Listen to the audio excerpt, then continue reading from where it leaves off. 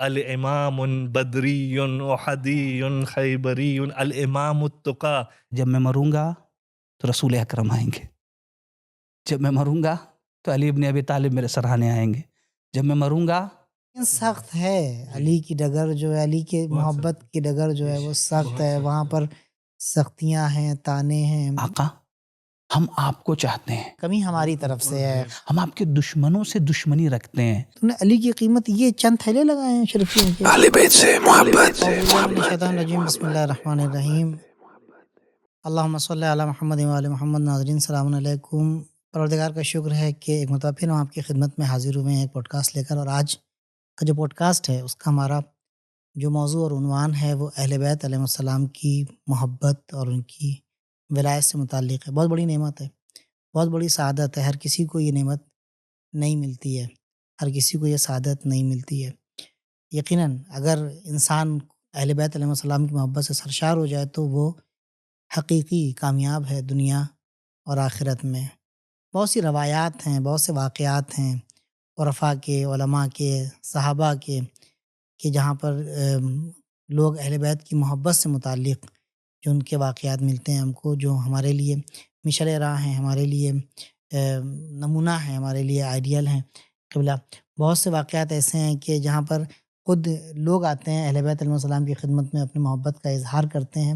تو چونکہ اہل بیت کی محبت دنیا اور آخرت میں ہمارے لیے کامیابی کا ذریعہ ہے، لہٰذا ہم نے اس بات کے پیش نظر سوچا کہ ایک پوڈ کاسٹ کا سلسلہ شروع کیا جائے کہ جہاں پر وہ روایات اور وہ واقعات اور وہ علماء کے واقعات، ان کی زندگی کے واقعات کہ جن کا ہماری زندگی سے سیدھا تعلق ہے، ان کو بیان کیا جائے کہ عام طور سے بیان نہیں کیا جاتا ہے ان کو، اور عام طور سے ہماری مومنین جو ہیں اور جوان آشنا نہیں ہوتے ہیں. تو اسی بات کے پیش نظر ہم یہ پوڈ کاسٹ لے کے آپ کی خدمت میں حاضر ہوئے ہیں، اور اس اہم گفتگو کے لیے اور ان روایات کو اور علماء اور اہل بیت علیہ السلام کی ان روایات کو بیان کرنے کے لیے ہمارے ساتھ موجود ہیں علی جناب مولانا سید وقار احمد کاظمی صاحب قبلہ، علی جناب مولانا ساجد رضوی صاحب قبلہ. آپ لوگوں کی خدمت میں ہم جو ہے وہ خوش آمدید عرض کرتے ہیں اور سلام عرض کرتے ہیں. تو اہل بیت علیہ السلام کی محبت، ان کی ولایت قبلہ بہت اہم چیز ہے. اگر یہ نہیں ہے تو انسان کامیاب نہیں ہے، انسان ناکام ہے، کچھ بھی نہیں ہے اس کی زندگی میں. تو اگر یہ روایات ہم بیان کریں اس سلسلے میں، کوئی روایت ہو آپ کے ذہن میں تو شروع کریں آپ سے. جی میں بھی ناظرین کی خدمت میں اور آپ دونوں آدمی کی خدمت میں سلام عرض کرتا ہوں. اور یہاں پر ایک روایت ہمارے ذہن میں آ رہی ہے اور بڑی لطیف جو ہے وہ، بلکہ ایک واقعہ اسے کہا جائے تو بہتر ہوگا کہ ایک شخص آتا ہے، بوڑھا شخص ہے، آتا ہے پانچویں امام علیہ السلام کی خدمت میں. اچھا اتفاق یہ تھا کہ اس دن پانچویں امام علیہ السلام کے گھر میں بہت زیادہ مجمع تھا، چاہنے والوں کا، اصحاب کا، شیعوں کا مجمع تھا. محمد باقر علیہ جی السلام کے پانچویں امام علیہ السلام کی. یہ شخص آتا ہے اور ہاتھ میں اس کے لوہے کا عصا ہوتا ہے. آتا ہے، دروازے پہ کھڑا ہو جاتا ہے. آنے کے بعد عجیب انداز ہے، آ کے پہلے امام علیہ السلام کی خدمت میں عرض کرتا ہے السلام علیک یا ابن رسول اللہ. سلام کرتا ہے، خاموش ہو جاتا ہے. امام علیہ السلام اسے جواب دیتے ہیں. جب امام جواب دے دیتے ہیں پھر ان تمام حاضرین کی طرف متوجہ ہوتا ہے یہ بوڑھا شخص، اور ان سب کو سلام کرتا ہے. سب سے جواب سلام جب مل جاتا ہے پھر اب دوبارہ امام علیہ السلام کی خدمت میں آ کے عرض کرتا ہے آقا ہم آپ کو چاہتے ہیں، ہم آپ کے چاہنے والوں کو چاہتے ہیں، انہیں دوست رکھتے ہیں. اور یہ ہماری محبت آپ سے اور آپ کے چاہنے والوں سے جو ہے وہ دنیا کی بنا پر نہیں ہے، دنیا کے پیسوں کی وجہ سے نہیں ہے. ہم آپ کے دشمنوں سے دشمنی رکھتے ہیں، دشمنوں سے بیزار ہیں. اور یہ دشمنی ہماری ذاتی کینے کی بنا پر نہیں ہے بلکہ آپ کی وجہ سے ہے. آقا یہ بتائیے کہ کوئی امر ہے، آپ کا کوئی حکم ہے؟ امام علیہ السلام نے اس سے مسکرایا، مسکرانے کے بعد اسے اپنے قریب بلایا، قریب بلا کر قریب بٹھایا. بٹھانے کے بعد ایک جملہ امام علیہ السلام نے کہا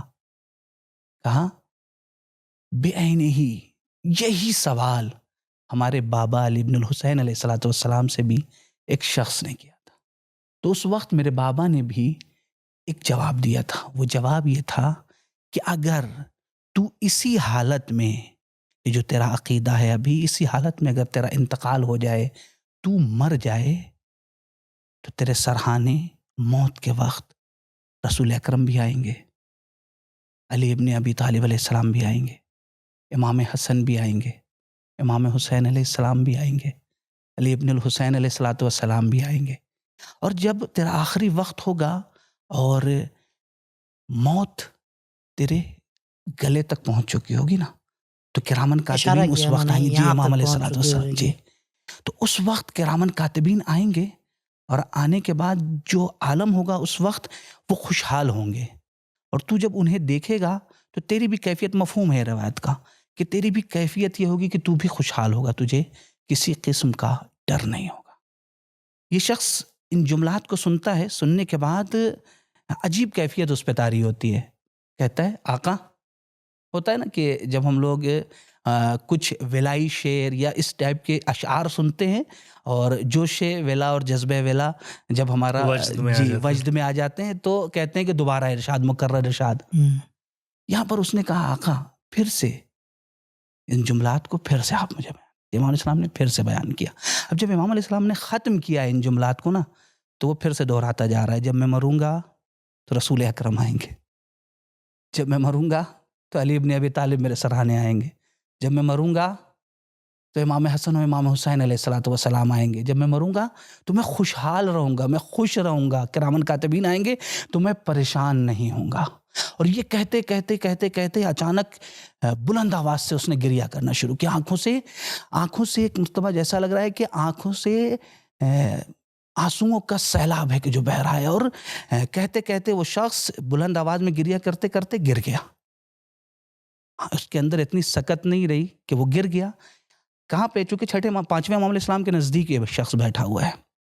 امام علیہ السلام نے عجیب، دیکھیں کیا کرم ہے، امام علیہ السلام اپنے ہاتھوں سے اس کے آنسوؤں کو پوچھتے ہیں.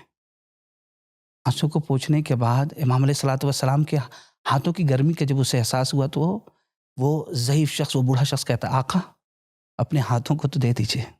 ہاتھوں کو امام علیہ السلام نے جب بڑھایا نا تو اس نے امام علیہ السلام کے ہاتھوں کو پکڑنے کے بعد چومنا شروع کیا. چومتا جاتا ہے. پھر اس کے بعد سے اپنے سینے پہ امام علیہ السلام کے ہاتھ کو رکھا، اپنے شکم پہ امام علیہ السلام کے ہاتھ کو رکھا، اور رکھنے کے بعد اٹھنے کے بعد چلا. اور یہاں پر جو روایت میں ہے کہ امام علیہ السلام کی کیفیت یہ تھی کہ جب وہ یہاں سے جا رہا تھا امام علیہ السلام کی خدمت سے نا، تو جتنی دیر تک وہ امام علیہ السلام کے سامنے سے اوجھل نہیں ہوا ہے، امام علیہ السلام اسے مشتاقانہ انداز میں، ایک خاص انداز میں دیکھتے چلے جا رہے ہیں. یعنی مولا نگاہ کر رہے ہیں، مولا نگاہ کر رہے تھے. یہ پوائنٹ ہے یہاں پر بہت اہم کہ امام اسے دیکھتے جا رہے ہیں مشتاقانہ انداز میں. یعنی آپ دیکھیں کہ مجمع بھرا ہوا ہے، لیکن ایک شخص کہ جو اس انداز میں آ کے اپنی محبت کا اعلان کرتا ہے، امام علیہ السلام اسے دیکھتے جا رہے ہیں. جب وہ نظروں سے اوجھل ہو جاتا ہے تو امام علیہ السلام وہاں پہ موجود مجمع سے کہتے ہیں اگر کوئی یہ چاہتا ہے کہ کسی بہشتی شخص کو دیکھے، کسی جنتی شخص کو دیکھے تو اسے دیکھے. راوی کہتا ہے میں نے آج تک کبھی بھی اس سے پہلے اتنے گریو زاری والی مجلس نہیں دیکھی.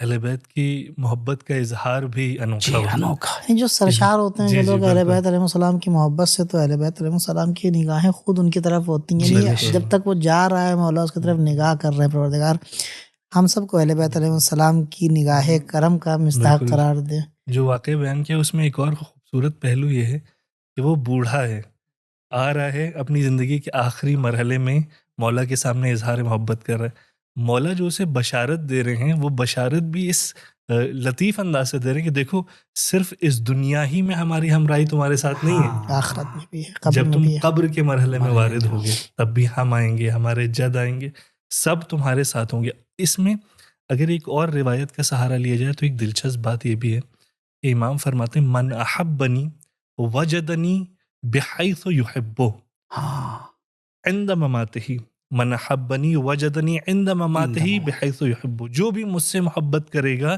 وہ اپنی موت کے بعد مجھے جس طرح سے محبت کرتا ہوگا اس طرح سے پائے گا اپنی قبر میں. اور جو مجھ سے محبت نہیں کرے گا بلکہ مجھ سے نفرت کرے گا، مجھ سے دشمنی کا اظہار کرے گا، ایسا نہیں ہے کہ میں اس کی قبر میں نہیں جاؤں گا. روایت میں ہے کہ میں اس کی بھی قبر میں حاضر ہوں گا، لیکن ویسے حاضر ہوں گا جس انداز سے وہ مجھ سے محبت کرتا ہوگا، محبت والے کو محبت کے انداز سے، اچھے انداز اور جس انداز سے کوئی شخص مجھ سے نفرت کرتا ہوگا، عداوت کرتا ہوگا، میں قہر الہی بن کے، عذاب الہی بن کے اس انداز سے آئیں گے اس کی حاضر قبر میں ہوں۔ جاؤں گا. آئیں گے دونوں کے دونوں. بعد اور یہی بات جناب حارث حمدانی سے بھی امیر المومنین نے فرمایا، حار حمدانی من یمت یرنی، جو بھی مرے گا وہ مجھے دیکھے گا، مومن ہو چاہے منافق ہو.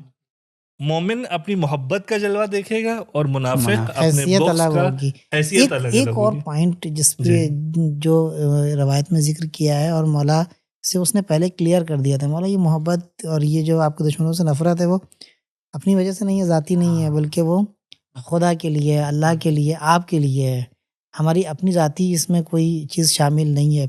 ایک واقعہ یہاں پہ یاد آ رہا ہے آپ کی خدمت میں عرض کرے. ایک روایت میں نے پڑھی تھی اس بار ایام عزا کے دوران، وہ تھی کہ جناب جعفر طیار کے پاس حاکم شام نے یزید ملعون کا رشتہ بھیجا جناب جعفر طیار کی بیٹی، جناب زینب کی بیٹی کے لیے ظاہر. جی. تو اس میں تو انہوں نے کہا کہ میں نے جو ہے وہ اپنی بیٹیوں کا رشتہ، وہ ذمہ داری ان کے ماموں کے حوالے کر دی، یعنی امام حسن امام حسین علیہ السلام کے حوالے. یہ نقطہ جو بھی محبت اور نفرت والا ہے. تو جو ان کا نمائندہ آیا تو اس سے پوچھا کہ کیوں کرنا چاہتا ہے ہمارے خاندان میں شادی حاکم شام. تو وہ کہتا ہے کہ یہ جو آپ کے خاندان میں، دونوں خاندان میں جو نفرتوں کا سلسلہ ہے، لڑائی جھگڑا ہے آپ کے یہاں ایک مطلب اوپر سے چلا آ رہا ہے، وہ چاہتا ہے کہ ختم ہو جائے. تو مولا کہتے ہیں کہ تمہاری لڑائی خاندان کی بنیاد کے اوپر نہیں ہے، تمہاری لڑائی اس لیے ہے کہ تم دشمن خدا ہو، ہم دشمن خدا کے دشمن ہیں. تو یہ بہت امپورٹنٹ چیز ہے، محبت خدا اور محبت اہل بیت میں محبت.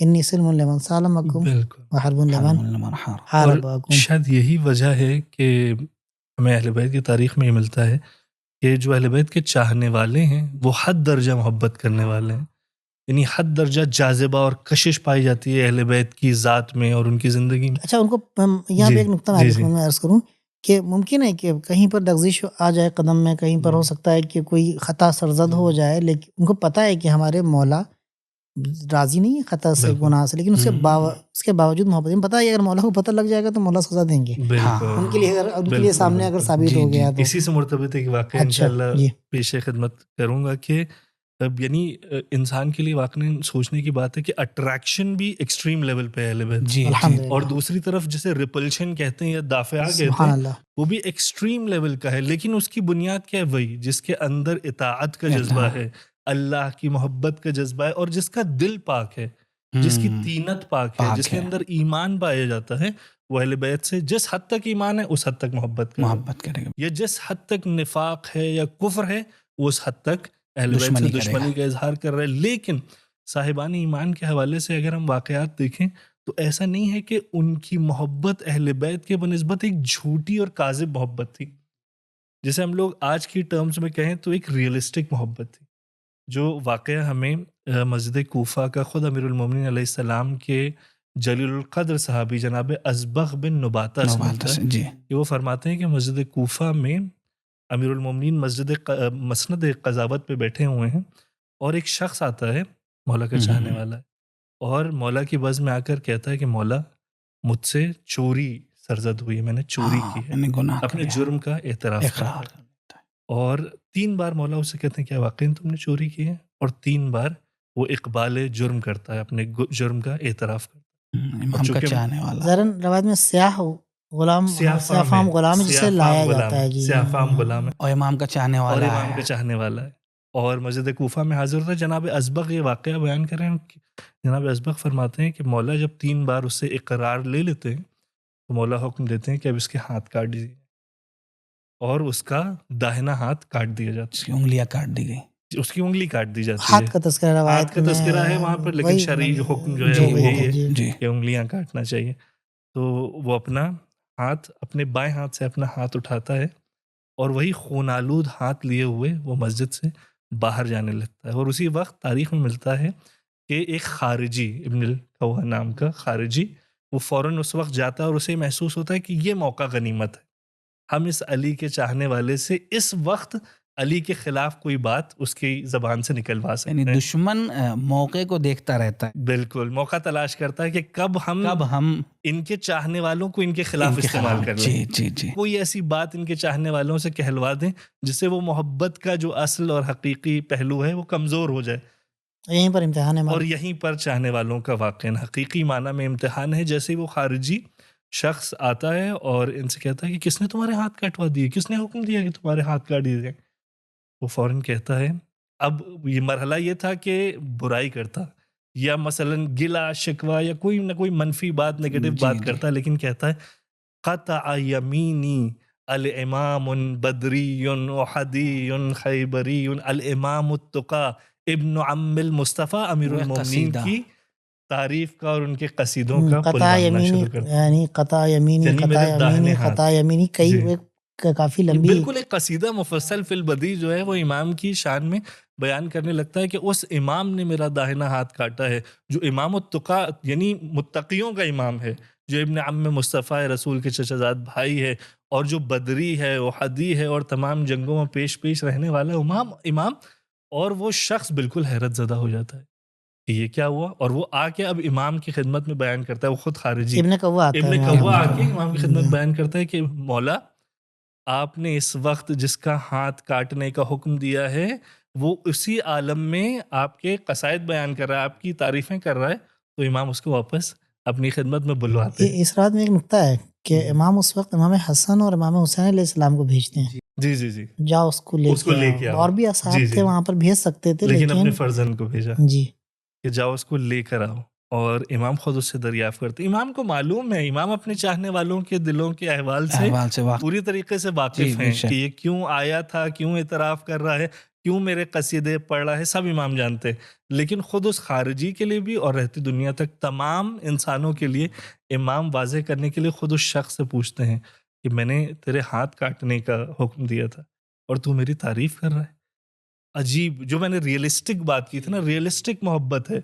ایسی محبت کا دم بھرنا یا ایسی محبت کا خیال اپنے ذہن میں رکھنا کہ ہم محبت کرتے ہیں تو امام ہر جرم کو معاف کر دیں گے، ہر گناہ کو معاف کر دیں گے. نہیں، ایسی بات نہیں. وہ کہتا ہے فرزند رسول، وہ کہتا ہے اے امام، اے خلیفہ وقت، میں کس طرح سے آپ کے قصیدے بیان نہ کروں، کس طرح سے آپ کی تعریف نہ کروں. آپ نے جو حکم دیا ہے وہ حکم اللہ کے حکم کے اور رسول کے حکم کے مطابق ہے.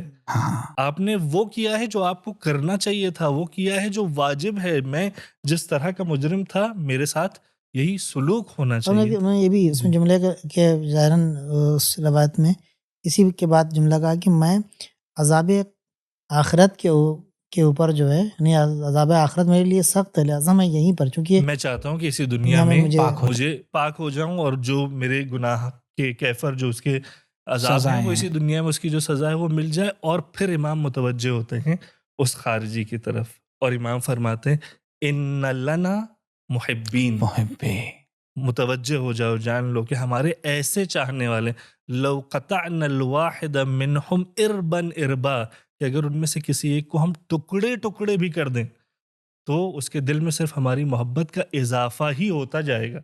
یہ مت سمجھنا کہ ہم اگر حکم شرعی اس پر نافذ کریں گے یا ہم اگر کوئی ایسی بات کریں گے جو اس کی خواہش کے خلاف ہے تو ہم سے خفا ہو جائے گا، ہم سے ناراض ہو جائے گا. نہیں، محبت میں اضافہ ہوگا.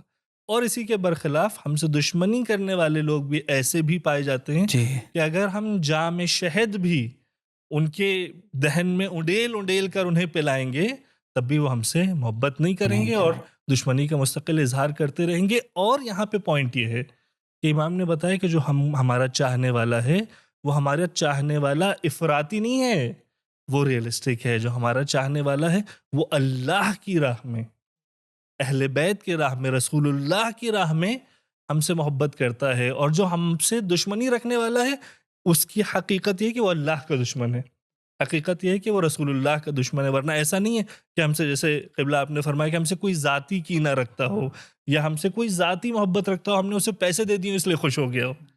اور اسی لیے امام صادق علیہ السلام کے زمانے کا بھی ایک مختصر سا واقعہ یہ ہے کہ ایک شخص کہتا ہے کہ مولا آپ کے چاہنے والے بہت فقیر ہیں، آپ کے چاہنے والے مال دنیا کے اعتبار سے جو ہے بہت تنگ دست ہیں. امام کہتے ہیں کیا واقعی تم سمجھتے ہو کہ تم فقیر ہو، تمہارے پاس مال نہیں ہے، ہماری محبت. تم غنی نہیں ہو، ہماری محبت جو تمہارے دل میں پائی جاتی ہے، کیا تم اس کا سودا کرنے کے لیے تیار ہو؟ یہ واضح ہے کہ ہماری سب سے بڑی دولت اور سب سے بڑی ثروت خود محبت ہے اہل بیت علیہ. یعنی اور اس میں جو یہ پوائنٹ تھا کہ اس شخص سے گناہ ہوا تھا، پلٹ کے آیا ہے امام کی خدمت میں. یعنی آج اگر ایسا کرتے ہیں، ہمیں جوان کرتے بھی ہیں، سوالات بھی جو ہم لوگوں کے پاس آتے ہیں اس میں توبہ کی اور بازگشت کی، پلٹ کے آنے کی کوشش بھی کرتے ہیں. الحمدللہ بہت اچھی چیز ہے کہ انسان سے اگر گناہ ہو جائے تو انسان ادھر ادھر اور گناہ میں غرق نہ ہو، بالکل آ کے پلٹے، توبہ کرے. متعدد میسج آتے ہیں کہ فلاں گناہ ہو گیا ہے، اس کے لیے کیا کفارہ ہے، اس کی سزا کیا ہے، ہم کیا کریں. اور یہ گناہ ہمیں جو ہے وہ مثلاً بعض میسج ایسے آتے ہیں کہ ہمیں سونے نہیں دے رہا ہے، مجھ سے یہ گناہ ہو گیا ہے. بہرحال وقت ایسا ہے، زمانہ ایسا ہے، گناہ ہو جاتا ہے، لیکن ضرورت ہے اس بات کی کہ جس طریقے سے آپ نے مولانا واقعہ بیان کیا کہ پلٹ کے آئے، اپنے امام کی بالکل. خدمت میں پلٹ کے آئے. توبہ خدا کا کے مطلب یہ ہوتا ہے توبہ پلٹنا. کی پلٹنا، رجوع کرنا. جائیں پلٹیں جی، تو واپس. توسل کریں. بے شک. جی. تو یہاں پر مولانا نے جو ہے وہ ایک اپنی ولایت کا بھی اظہار کیا. جی ٹھیک ہے، تم نے گناہ کیا تھا، تم نے چوری کی تھی، تمہاری چوری کی سزا یہ ہے، لہٰذا اب تم آ گئے ہو میرے پاس تو ٹھیک ہے، ہاتھ بھی واپس کریں گے بالکل. تمہارے ہاتھ ہم یہاں پر. بالکل، یہ بات یعنی اپنے چاہنے والوں کے لیکن ساتھ امام. سخت ہے. جی. علی کی ڈگر جو ہے، علی کے بہت محبت سخت ہے. کی ڈگر جو بے ہے وہ شک، سخت بہت ہے. سخت. وہاں پر سختیاں ہیں، تانے ہیں، لوگ تم کو بائیکاٹ کر دیں گے تمہارا علی کی محبت کی وجہ سے، تم سے دور ہو جائیں گے، تم کو دور رکھیں گے. بہت ایسے زمانے گزرے ہیں شیعوں کے اوپر، اہل بیت کے چاہنے والوں پر، ان کے محبین کے اوپر. جناب ابو ذر کا ایک واقعہ آ رہا ہے ذہن میں. کہنے کے مولا کائنات مسجد میں اصحاب کے درمیان بیٹھے ہوئے تھے، کہنے لگے کہ آج ابو ذر کی بہت یاد آ رہی. تو چاہنے والے نے پوچھا مولا ابو ذر کی یاد کیوں آ رہی ہے آپ کو؟ کہنے لگے کہ تم کو بتائیں کہ ایک شب ابو ذر کا در کسی نے کھٹکھٹایا، دروازہ کھولا تو سامنے حاکم کے کارندے تھے اور سپاہی تھے، ظاہراً ہاتھ میں اشرفیوں کے تھیلے لیے ہوئے تھے. روایت کی تھی 40 تھیلے اشرفیوں کے لیے ہوئے تھے، اور کہنے لگے کہ تھیلے لے لو ابو ذر اور حاکم کی بیعت کر لو. کیوں علی کے چکر میں پڑے ہوئے ہو؟ میں اپنے الفاظ میں کہہ رہا ہوں کہ علی سے کیا مل جائے گا، غریب ہو تم، مال دنیا نہیں ہے تمہارے پاس. تو جناب ابو ذر کو غصہ آ گیا، تو کہنے لگے کہ تم نے ہماری 2 طریقے سے توہین کی ہے، 2 توہین تم نے ہماری کی ہے. ابو ذر کی تم نے 2 توہین کی ہے. ایک توہین تم نے یہ کر دی کہ تم یہ سمجھتے ہو کہ ان چند اشرفیوں کے تھیلوں کے بدلے میں ابو ذر علی کو بیچ دے گا. ابو ذر علی فروش ہے. یہ ہمارے لیے واقعی بہت عبرت کا مقام ہے. یہاں پر بڑے بڑے کے قدم جو ہیں لرز جاتے ہیں پیسوں کو دیکھ کے، دولت کو دیکھ کے. صحیح بات ہے. آج کی دنیا میں کہا جاتا ہے کہ ہر انسان کی ایک قیمت ہوتی ہے. ڈرا کے دھمکا کے گھر تمہارا توڑ دیں گے، گرا دیں گے. تم مختلف کسی نہ کسی طریقے سے لالچ دے کے، پوسٹ کا، مقام کا، تم کو وزیر بنا دیں گے، تم کو یہ کر دیں گے. ہم دیکھ رہے ہیں حالت ہے کہ لے لو، توہین کر دی ہماری. تو سمجھتے ہو کہ علی کو میں بیچ دوں گا، میں علی فروش ہوں؟ ہرگز نہیں. اور پھر دوسری بات غصے میں ہے، یہ نہیں ہے کہ بہت نرم مزاجی سے گفتگو کر رہا ہے نا، لہجہ بہت سخت ہے. کہہ لیں گے دوسری طور یہ کہ تم نے یہ سوچا ہے کہ تم نے علی کی قیمت یہ چند تھیلے لگائے ہیں شرفیوں کے، علی کی قیمت یہ ہے. اس کے بعد مولا کہتے ہیں کہ ابو ذر اندر گئے اور دروازہ غصے میں بند کر دیا. پھر مولا عجیب جملہ کہتے ہیں، کہنے لگے کہ پتہ ہے جس وقت ابو ذر نے دروازہ جس شب بند کیا تھا، اس شب ابو ذر کا گھر اور اس خانوادہ اور ان کے بچوں کے اوپر اس شب تیسرا فاقہ تھا. ابو ذر کے لیے یہ تیسرا فاقہ تھا. یہ ابو ذر کی محبت، یہی وجہ ہے کہ جناب ابو ذر کے اوپر ظلم کیا گیا اور ان کو ربضہ اور دوسری جگہ جو ہے وہ بہت. جناب ابو ذر کی اگر آپ تاریخ پڑھیں، جناب میثم کی اگر جو ہے وہ داستان پڑھیں، تو اس میں جو ہے وہ یا جناب مقداد اور دیگر اصحاب جو ہیں وہ اہل بیت علیہ السلام سے، جو رسول خدا کے اصحاب و اہل بیت علیہ السلام کے اصحاب ہیں، وہ جناب ابو ذر کی ایک روایت ہم اور پڑھ رہے تھے اگر وقت تو میں آپ جنگ تبوک والی جو ہے میں نے عرض کی خدمت میں مولانا کی پیش کیا تھا. عجیب واقعہ ہے جنگ تبوک. جنگ تبوک اگر آپ دیکھیں تاریخ میں قبلہ، تو وہ یہ ایسا موقع ہے کہ جب مدینے میں قحط پڑا ہے، قحط ختم ہوا ہے اور پھر سے فصلیں اگ رہی ہیں اور کھجور پکنے والی ہیں. جی تو ہوتا نہیں ہے جب انسان کے پاس مشکلات آتی ہیں اور اس کے بعد پھر اس کو امید ہوتی ہے کہ اب ہمارے حالات ٹھیک ہونے والے ہیں، تو پھر وہ پروگرام بناتا ہے کہ اب ان کا قرض ادا کرنا ہے، یہ سامان لینا ہے، یہ کرنا ہے، وہ کرنا ہے. تو یقیناً یہ چیزیں ان لوگوں کے ذہن میں ہوں گی. اور اسی وقت ایک مرتبہ رسول خدا صلی اللہ علیہ وسلم اعلان کر دیتے ہیں کہ جنگ پہ چلنا ہے. چلنا جنگ تبوک اتنا کھانا نہیں ہوتا ہے کہ لوگ کھا سکیں. ایک ایک کھجور بھی لوگوں کے حصے میں نہیں آتی. بعض مواقع پہ ایسا ہوتا ہے ایک کھجور کو 2 لوگ کھاتے ہیں. روایت کہتی ہے اس دوران، بعض روایتیں کہتی ہیں کہ ایک کھجور ہوتی ہے جو مسلمان ہیں جو لشکر میں جا رہے ہیں، جو مسلمان ہے وہ ایک کھجور کو چوستا ہے ایک سے بھائی، وہ دوسرے کو دیتا، دوسرا تیسرے کو دیتا. یہ حالت ہے.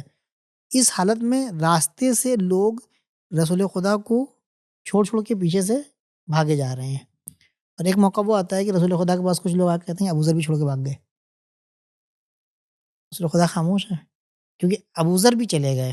یا رسول اللہ ابوذر بھی چلے گئے. اس وقت ان کی حیثیت کیا ہے؟ ابوذر کی خاص ہے، ابوذر بھی چلے گئے. جی تھوڑی دیر کے بعد جو ہے وہ دیکھا کہ کوئی چلا آ رہا ہے. کیا ہوا تھا؟ ابوذر کی جو سواری تھی، ظاہر سی بات ہے بھوک اور پیاس کی وجہ سے جو ہے اس نے نہیں چل پا رہی تھی، قافلے سے بچھڑ گئے تھے. ابوذر گر پڑے ایک جگہ پہ، اٹھے، پیدل چلنا شروع کیا. دیکھا کہ ایک جگہ بارش ہوئی تھی اور پانی، ٹھنڈا پانی جمع تھا. تو اپنی مشق میں انہوں نے سارا وہ جو پانی تھا مشق اپنی بھری اور لاد کے اپنے دوست کے اوپر چلے. اور دور سے دیکھا رسول خدا نہیں کوئی آ رہا ہے. تو ان کا رسول خدا کوئی آ رہا ہے تو کہا کہ ابوذر آ رہے ہیں. جب نزدیک پہنچے تو ہونٹ سوکھے ہوئے تھے، پپڑیاں پڑی ہوئی تھیں ہونٹ کے اوپر. کہا جلدی ابوذر کے لیے پانی لے کے آؤ، جلدی ابوذر کے لیے پانی لے کے آؤ. تو انہوں نے رسول اللہ پانی ہے ہمارے پاس، پانی ہے موجود. پانی پیا کیوں نہیں تم نے؟ محبت پانی پیا کیوں نہیں؟ یا رسول اللہ پانی ٹھنڈا تھا، میں سوچا کہ اپنے حبیب رسول خدا کو پہلے پلا دیں پانی. یہ محبت ہے جناب ابوذر کی. پروردگار ہم سب کو ایسی محبت دے ان کے اصحاب کے صدقے میں. شاید یہی وجہ ہے کہ پیغمبر فرماتے ہیں ان اللہ امرنی بحب اربعہ، اللہ نے مجھے حکم دیا ہے کہ 4 لوگوں کی محبت اپنے دل میں رکھوں، جن میں سے ایک ابوذر ہے. جب ایسی محبت ابوذر پیغمبر اکرم کے لیے رکھتے ہیں تو اللہ حکم دیتا ہے کہ ابوذر کی محبت کو اپنے. اور جیسا کہ ہم لوگ اگر محبت کریں گے تو بہت کریم خاندان ہے. جی ہم جتنی محبت کریں گے، اپنے حدیث بھی پیش کیا، ادھر سے بھی بیانی اس سے بہتر جوابات ہے. عطا ادھر سے ہوگی، بخشش ادھر سے ہوگی. تو تھوڑا سا جو ہے وہ دیکھنے کے بعد ہم کو تو اللہ کی رحمانیت اور اس کی رحمیت کا مظہر ہیں زمین کے اوپر. بالکل جناب ابوذر کے لیے ہی کہا کہ زمین پر ابوذر سے زیادہ سچا ہم نے نہیں دیکھا.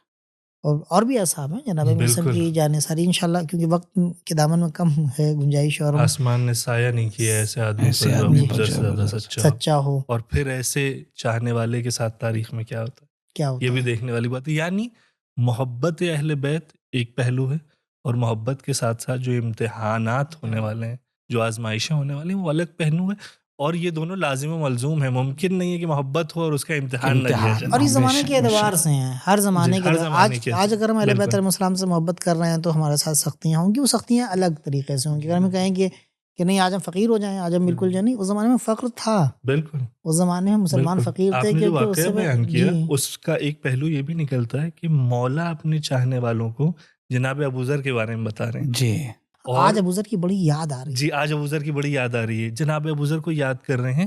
اور ایک یعنی شاید نیوٹرل انسان سوچے کہ علی علیہ السلام ابوذر کو کیوں یاد کر رہے ہیں، یا کہیں ایسا تو نہیں ہے کہ بتا رہے ہیں کہ دیکھو میرے کیسے چاہنے والے. نہیں، در حقیقت یہ ہے کہ مولا اپنے دیگر ہم بزم افراد، ہم نشین افراد کو متوجہ کر رہے ہیں کہ ابوذر تمہارے لیے رول ماڈل ہے. تربیت کر رہے ہیں. مولا اپنی تعریف نہیں بیان کر رہے ہیں یہاں پہ کہ دیکھو میرے کیسے چاہنے والے. نہیں، اگر میرا چاہنے والا بننا ہے تو ایسے امتحان محبت کی راہ میں آئیں گے کہ 3 دن تک کھانے کے لیے کچھ نہیں ہوگا، لیکن محبت کا سودا نہیں کرو گے. اور یہ ہر زمانے میں ہے. مولا ہمارے لیے یہ بیان کر رہے ہیں کہ ہاں محبت ہے تمہارے دل میں، لیکن امتحان، بھوک کا امتحان، مال کا امتحان، ہر طرح کے پولیٹیکل آفرز کا امتحان آج کے دور میں آپ دیکھیں یہ تمہیں دینا پڑے گا. لیکن علی کو چھوڑ دو، علی کو نہیں چھوڑنا ہے. آج کے دور میں بھی ہمارے لیے جو ہے وہ امتحانات ہیں، سختیاں ہیں، اور ہم سختیوں کو بہانہ نہیں بنا سکتے. بالکل سختیوں کو بہانہ نہیں بنا سکتے ہیں، سختیوں کو بہانہ بنا کر ہم علی کی راہ پر چلنا نہیں چھوڑ سکتے ہیں۔ آج کے زمانے میں مولا ہم سے چاہتے ہو، ہم کو پیار کرتے ہو، ہم سے محبت کرتے ہو، ہم سے پڑھائی کرو، ایجوکیشن میں آگے بڑھو، بالکل تم اسکلز اپنی بڑھاؤ، تم مہارت حاصل کرو، تم آگے بڑھو۔ العلم سلطانون، میں کہہ رہا ہوں، میں علی کہہ رہا ہوں، بالکل العلم سلطان، علم پاور ہے، علم طاقت ہے، محنت کرو، محنت کرو، مشقت کرو، کے ساتھ اور تانوں کے اوپر جو ہے کبھی نہیں جانا۔ یعنی یہ بہت امپورٹنٹ چیز ہے کہ لوگ تم کو علی کا چاہنے والا تانوں سے نہیں بچ سکتا ہے، بالکل دشمنوں کے، ہر دور میں مصیبتوں سے، مصیبتوں سے۔ اہل بیت علیہ السلام کا چاہنے والا، خدا کا چاہنے والا، رسول اور اہل بیت کا چاہنے والا کسی بھی لمحہ طعنوں سے نہیں بچ سکتا۔ ایک روایت میں ابھی خدمت میں عرض کروں کہ ایک امام صادق علیہ السلام کی خدمت میں ایک وفد آیا کہیں سے، کسی علاقے سے، تو مولا، جو روایت کا منظر ہے وہ یہ ہے کہ مولا اس طریقے سے ٹیک لگا کے بیٹھے ہوئے تھے تکیے سے، تو کہہ لیں کہ کیا حال چال ہے، کیسے ہو، ٹھیک ہو؟ کہا ہاں مولا سب خیریت ہے، اللہ کا شکر ہے۔ کہہ لیں کہ اور کوئی مشکل تو نہیں؟ مشکل کوئی نہیں ہے مولا، بس یہ ہے کہ جس علاقے میں رہتے ہیں وہاں کے لوگ تانا دیتے ہیں کہ آپ کے چاہنے والے ہیں، ہم لوگ رافضی ہیں۔ یہ بہت پرانی یہ اصطلاح ہے، امام کے زمانے میں کہا تھا کہ آپ لوگ رافضی ہیں۔ تو ایسے وہ کہہ رہے ہیں کہ کہتے ہیں کہ ہم لوگ رافضی ہیں اور ہم لوگ جہنم میں جائیں گے۔ تو ایک مرتبہ جو مولا ٹیک لگا بیٹھے ہوئے آگے آ گئے، کیا کہا کہ تم لوگ جہنم میں جاؤ گے؟ پھر انہوں نے ایک آیت پڑھی قرآن کی کہ جس کا ترجمہ یہ ہے کہ جب یہ جہنمی جہنم میں پہنچیں گے تو وہاں پر پہنچنے کے بعد وہ ادھر ادھر دیکھیں گے کہ ما لنا لا نرا رجالن، شاید اس طرح کے الفاظ ہیں کہ ہم کو کیا ہو گیا ہے کہ ہم وہ لوگ ہمیں جہنم میں نہیں دکھائی دے رہے ہیں جن کو ہم اشرار سمجھتے تھے، یہ تو جہنمی ہے پکے کنفرم، صحیح، جن کو ہم اشرار سمجھا کرتے تھے، جن کو ہم جہنمی سمجھتے تھے۔ مولانا نے کہا کہ تم گھبرانے کی ضرورت نہیں ہے، تانے کی ضرورت نہیں، وہاں پتہ لگ جائے گا کہ ہماری محبت وہاں پر جو ہے وہ، اور وہاں ہماری ہم سے بغض جو ہے وہاں پر اپنا اثر دکھائی دے گا۔ بہت اچھی گفتگو ہے اہل بیت علیہ السلام کی محبت۔ یہ جب سلسلہ شروع ہوتا ہے گفتگو کا تو یقیناً خصوصاً ولایت و محبت اہل بیت علیہ السلام کا تو پھر دل نہیں چاہتا ہے کہ اس کو روکے۔ لیکن آخر میں بس ایک مولانا نے ذکر کیا کہ امام علی علیہ السلام جناب ابو ذر کو یاد کر رہے تھے۔ آج زمانے کا امام بھی ہم کو یاد کر رہا ہے، ہم کو یاد کرتا ہے۔ میں روایت پڑھ رہا تھا مولانا کہ ایک روایت تھی کہ روزانہ امام علیہ السلام 100 مرتبہ یاد کرتے ہیں اپنے چاہنے والوں۔ ایک اور روایت تھی جس میں کہ 100 مرتبہ نہیں، 1000 مرتبہ، 1000 مرہ۔ انا غیر محملین، ہاں خود امام کی توقیع میں یہ مت سمجھنا کہ ہم تم سے غفلت وہ نظر والی بات ہے نا، مولا دیکھ رہے تھے اپنی نگاہ اس کی طرف پیار سے، تو مولا کہہ رہے ہیں نا کہ ہم اگر ہماری نگاہ تمہارے اوپر نہ ہو، اگر ہم تمہیں نہ دیکھیں تو دشمن تمہیں ختم کر دیں گے، بالکل تمہیں جو ہے وہ، لیکن ہم ادھر کی نظر ہے، ہاں ادھر سے کمی نہیں ہے، کمی ہماری طرف سے ہے۔ اور غیبت کے زمانے میں جو چاہنے والے ہیں ان کا الگ مرتبہ روایات میں ہے کہ انہوں نے ہمیں دیکھا نہیں ہے، ہمارے اوصاف ہمارے کمالات دیکھے نہیں، لیکن ان کے دل ہماری محبتوں سے سرشار۔ الحمدللہ، خدا کا شکر پروردگار اس گفتگو کی برکت سے ہم سب کے دلوں کو اہل بیت علیہ السلام کی محبت سے سرشار کرے اور اس میں روز بروز لمحہ بہ لمحہ اضافہ کرے۔ ہمارے مومنین، ہمارے بھائیوں، ہمارے جوانوں کو، ہماری قوم کو اہل بیت علیہ السلام کی محبت اور ان کی ولایت کے سائے میں کامیابی اور ترقی عنایت فرمائے، اور دشمنوں سے ہمیں نجات دے اور ان سے مقابلے کی طاقت عطا فرمائے۔ بہت بہت شکریہ آپ لوگوں کا، آپ لوگ تشریف لائے۔ آپ کا شکریہ مومنین، امید ہے کہ یہ پوڈ کاسٹ ہمارے لیے، ہماری زندگی کے لیے مفید ثابت ہوگا۔ انشاءاللہ ایک نئے پوڈ کاسٹ اور ایک نئی گفتگو کے ساتھ آپ کی خدمت میں حاضر ہوں گے۔ تب تک کے لیے خدا حافظ۔ اللہم عجل لولیک الفرج۔